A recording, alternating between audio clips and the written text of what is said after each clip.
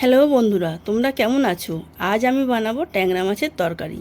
মাছটাকে আমি প্রথমে ভালো করে ধুয়ে রেখেছিলাম।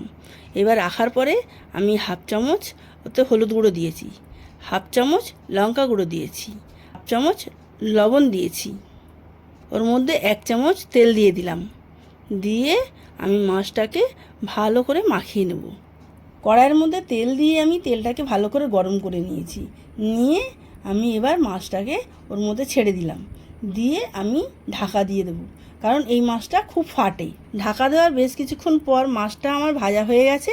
আমি এটাকে উল্টিয়ে দেবো। উল্টিয়ে দিয়ে ভালো করে মাছটাকে আমি ভেজে নেব।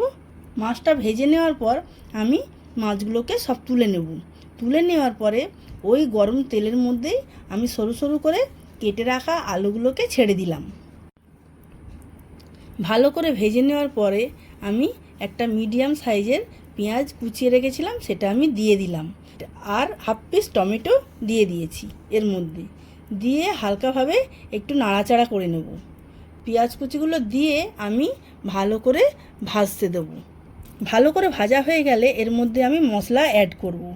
1 চামচ হলুদ গুঁড়ো, 1 চামচ লঙ্কা গুঁড়ো, হাফ চামচ জিরে গুঁড়ো আর পরিমাণ মতন লবণ, 1 চামচ আদা রসুন বাটা।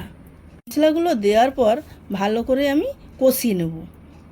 মশলাগুলো দিয়ে ভালো করে কষিয়ে নেওয়ার পর আমি সামান্য পরিমাণ জল দিয়ে আরও ভালো করে কষিয়ে নেব।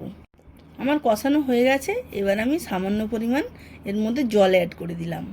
এবার ঢাকা দিয়ে দিলাম। আমি 5-7 মিনিট ফোটার জন্য আমি এটা রেখে দিলাম। ঢাকা খোলার পর মাছগুলো দিয়ে আমি গ্যাস সিম করে 3-4 মিনিটের মতন ফুটতে দেব। হালকা হাতে কিছুক্ষণ নেড়ে চেড়ে নিতে হবে।